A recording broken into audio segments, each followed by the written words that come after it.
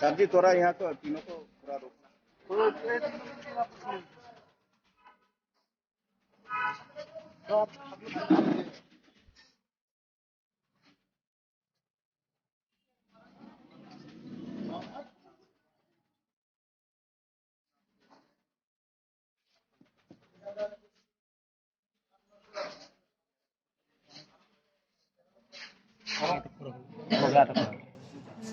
এটা তিনজনে গতকালকে 120 ব্যাটালিয়নের বিএসএফ তারা রেল স্টেশনের বাইরে থেকে তারা আটকাইছিল।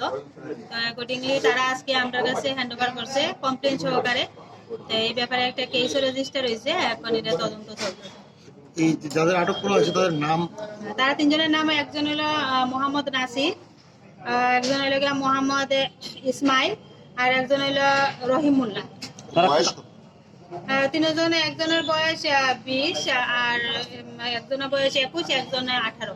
তারা কোথা থেকে ভারতে প্রবেশ করেছে জানা গেছে? তারা তো রোহিঙ্গা কইতেছে। তাদের মানে বিএসএফ কোথা থেকে আটক করেছে? বিএসএফ আটক করেছে ধর্মনগর রেল স্টেশনের কাছে থেকে। আর তারা কোথা থেকে আসছিল? তারা তো কোথা থেকে আসছিল তো কিছু এখনো এই ব্যাপারে তদন্ত চলছে, কিছু আমরা জানি না। ঠান্ডা লাগে